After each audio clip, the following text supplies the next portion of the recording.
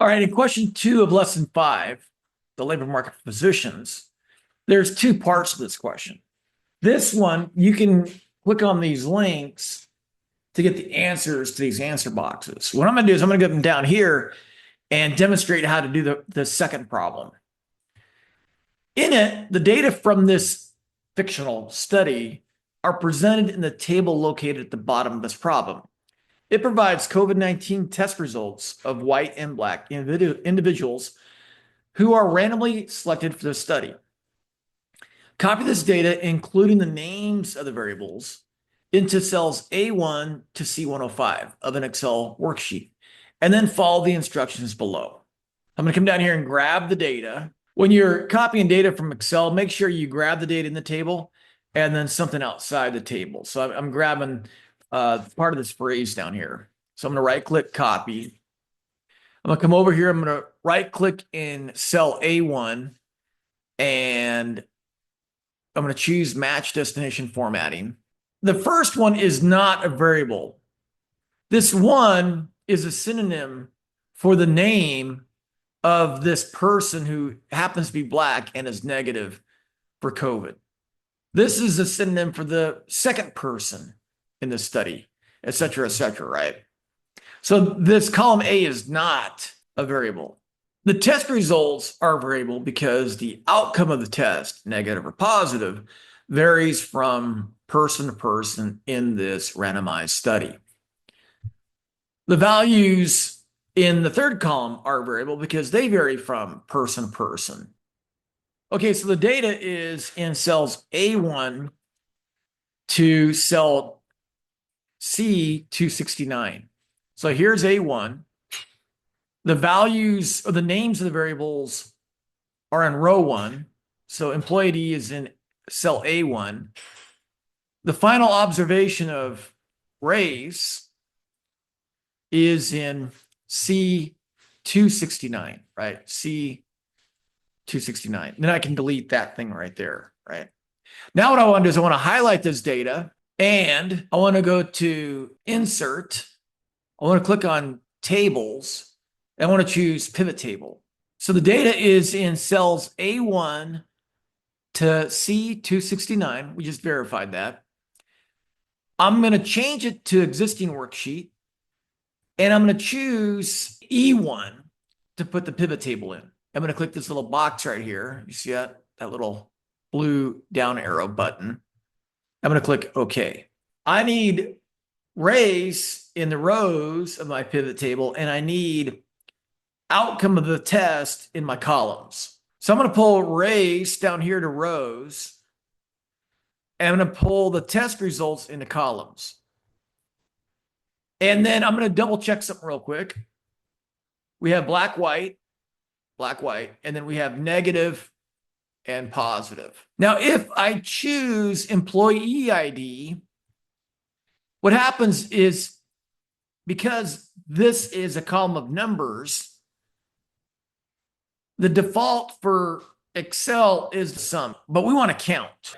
So there's 2 things we can do. We can either click on this down arrow and change it from sum to count, or we can drag this back here and then pick either one of these. And if we pick either one of these, because these are qualitative variables, if I pick that one, it'll go to count.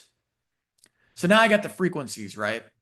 If I chose employee ID, I bring that down here. I want to click on this down arrow, and then I want to click on value field settings and change it to count because we want the frequencies, right? So now I got my frequency table. Now it's really difficult to kind of work with a pivot table in Excel. So what I'm going to do is I'm going to copy it and I'm going to choose values. And then I'm going to clean this up. Okay, so that is my frequency table. This is a distribution. This is a distribution. This is a distribution. So we got a 3-for-1 here, right? We got a 3-for-1.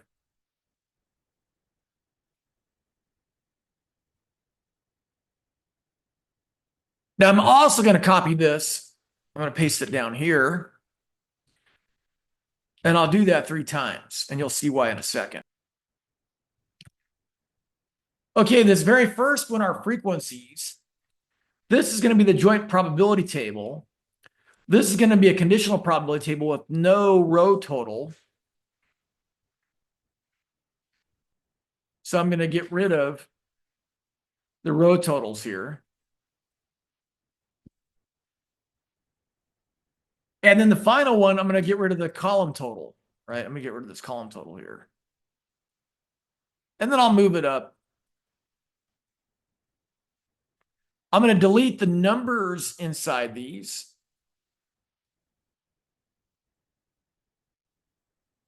So this is my frequency table, right? So I'm going to come back up here.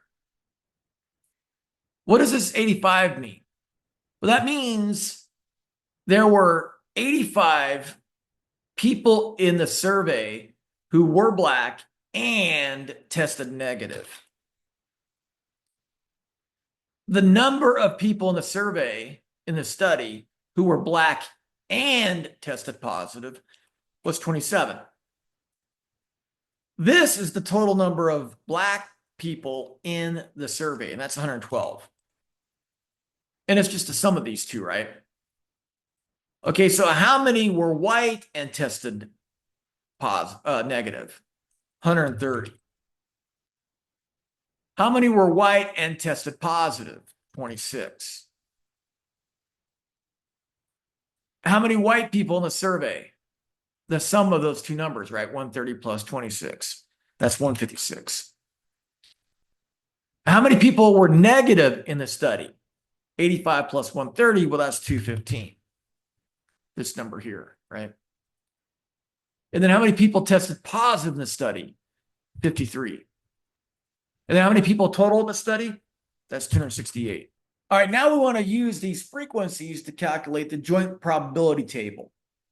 So the way this works is, this is the probability of a randomly selected person in this survey being Black and testing positive. So you take the number of people who are Black and tested negative, and you divide that by the overall total. And we get a probability. We want our probabilities rounded to 4 decimal places. Now, what about the probability that a randomly chosen person is Black and tested positive for COVID? We take the number of people who are Black and tested positive, and we divide that by the overall total, right? And we do the same thing for white and tested negative.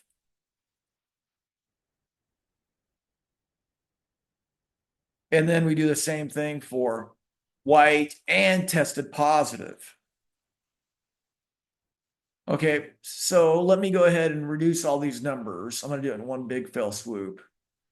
I'm going to choose number, and then I'm going to choose 4 decimal places. Okay, now notice when I add these 4 up, I get a sum of 1. So this is a probability distribution, right? So the probability of negative and Black is 0.3172. The probability of Black and positive for COVID is 0.1007. The probability of white and testing negative is 0.4851. The probability of testing positive for COVID and white is 0.0970. And I'll hit enter to make sure I got those answers right. Cool. All right, now these right here are marginal probabilities. These are the probabilities. This is the probability distribution of race within this survey. And to get that, all you have to do is take the 112 and divide by the 268. Now notice when I add these two together, when I add these two numbers together, right, I get 0.4179, right? That number. And then I can get the probability a randomly chosen person is white in the study. by dividing the number of white people in the study by the total number of people in the study. I notice when I add these two numbers together, they sum to 1. So this is a second probability distribution. So I have 0.4179. That's the probability a randomly chosen person is black in the study. And then I have 0.5821. That's the probability a randomly chosen person in the study is white. Those are called marginal probabilities because they're in the margin of the table. And together they add up to 1. All right, so now we got these marginal probabilities down here, the ones in the gray boxes. So to get these, we can either sum these two up, or we can take the number of people who tested negative in this study and divide it by that, by the total number of people in the study. And I can do the same thing for the number of people who tested positive divided by the number of people in the study. Now notice these two numbers add up to 1.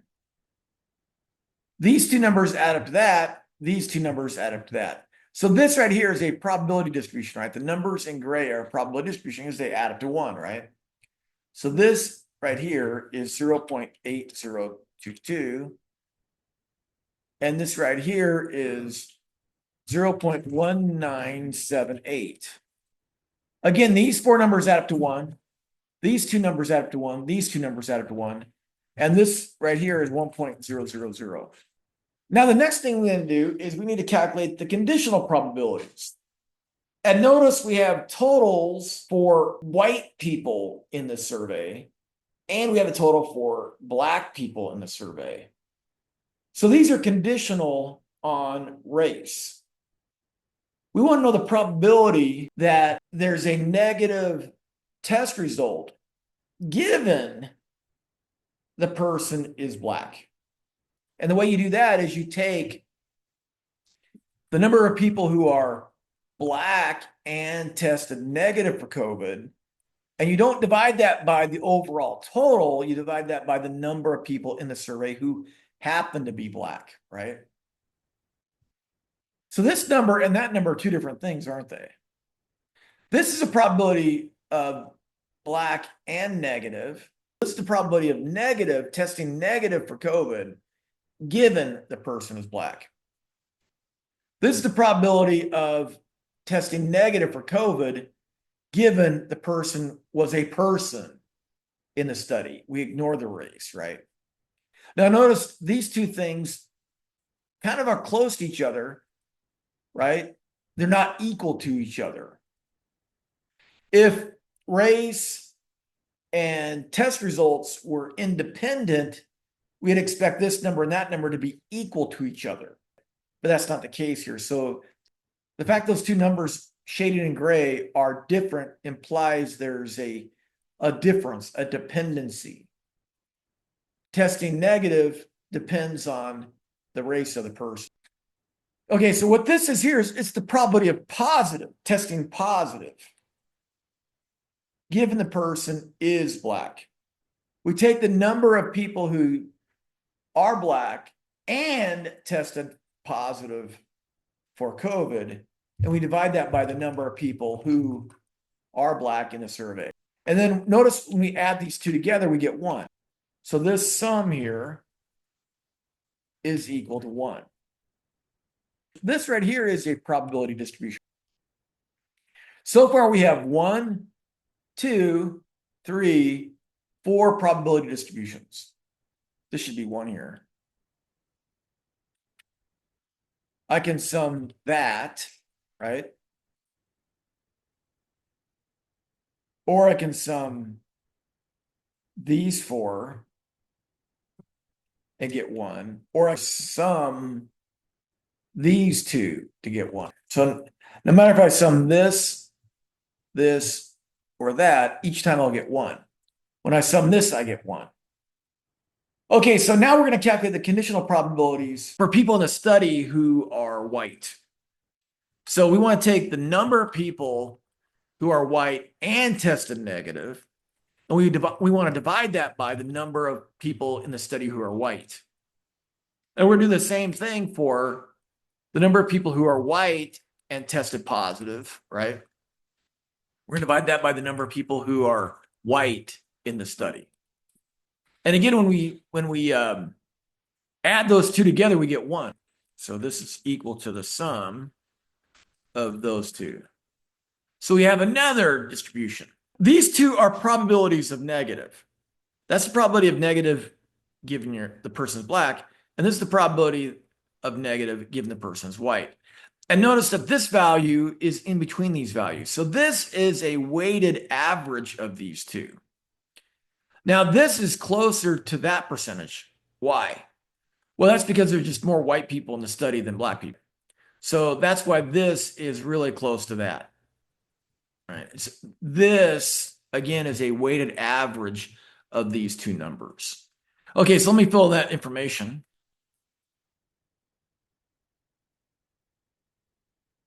These two numbers add up to 1, and these two numbers add up to 1. Okay, now because, again, these two numbers are both probabilities of negative, this would be the probability of negative given the person's black, and this is the probability of negative given the person is white. Because these two numbers are not equal to that, we would conclude there's a dependency. Now we're going to calculate the conditional probability table below here, right? And this is conditional on testing negative. And these are conditional on testing positive.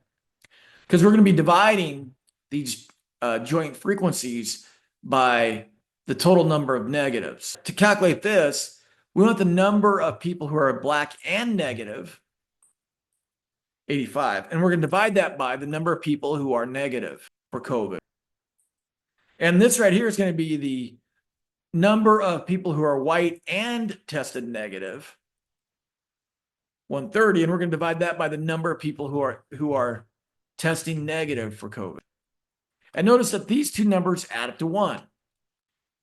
So this is equal sum, add those two numbers. And then over here, we want to get the probability that the person's black given they tested positive for COVID. So we're going to take the frequency of black and positive, and we're going to divide that by the number of people who are testing positive. And we're going to do the same thing for white and positive. So this is the number of people who are white and positive, and we're going to divide that by the number of people who tested positive. And these two add up to 1. So we got sum,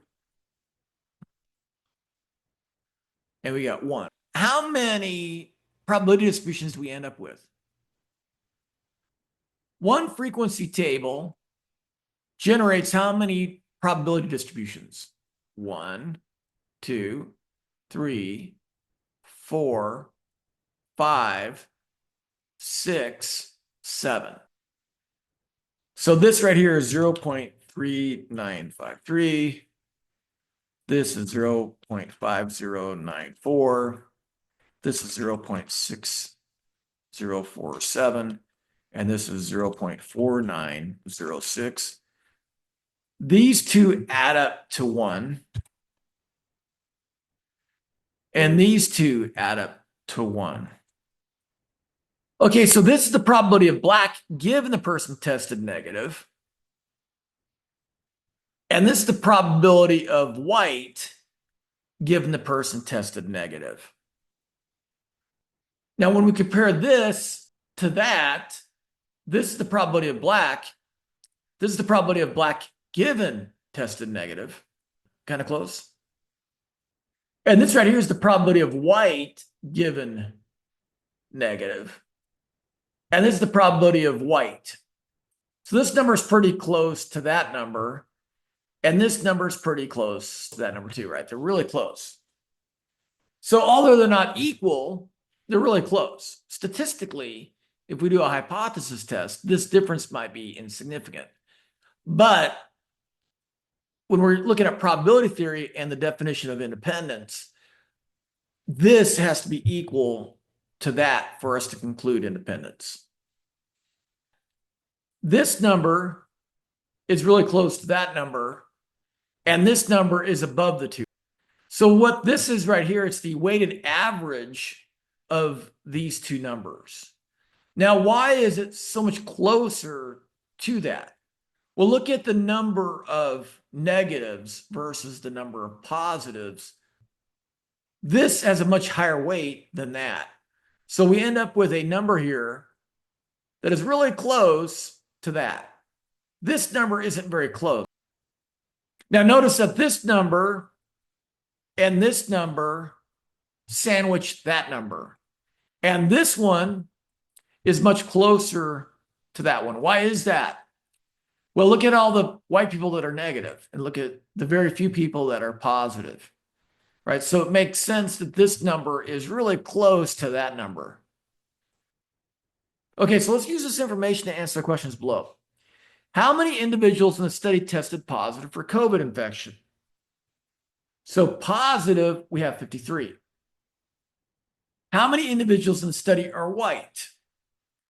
That's 156, right? 156. How many individuals in the study are white and tested positive? White and tested positive is 26.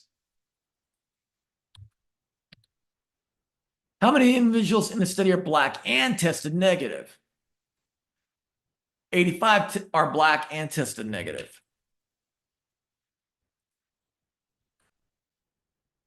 This is the probability of an individual testing positive.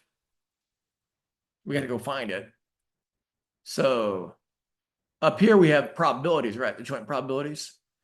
This is the probability of black and positive. This is the probability of white and positive. This is the probability of positive. That's 0.1978. The probability of an individual testing positive is 0.1978. The probability of an individual testing positive, given they are black, we're going to be in this column here, right? This is the probability of positive, given the person is black. We have a row total here, so these are conditional based on the person being black. And we have a row total here, so these are the probabilities given the person is white, right? So this right here is the probability of positive given the person is black. I'm going to go ahead and press enter here. These two are kind of close together. One is approximately 0.2 and the other is approximately 0.24. So they're different, but they're kind of close. In probability theory, if they're identical, we say they're independent events. If these values are different, we say they're dependent events. Different, dependent. Identical, independent. So what are we concluding here? They are different. Race and testing positive for COVID are thus what? Dependent events, according to probability rules. According to the study, the health disparity is what? Well, if you look at the probability of being positive for COVID, given you're black, that's 24.11%. The probability of positive given you're white is 16.67%. So the health disparity is that blacks' infection rate exceeds that of whites. Now, is this a result of doctors discriminating against racial minority patients, or are they avoiding uncomfortable decisions about lifestyle decisions, such as dietary choices? Would this issue go away if there was more racial diversity in the physician labor market? Would patients be open to uncomfortable decisions about lifestyle decisions if the doctors look like them? Those are questions for you all to consider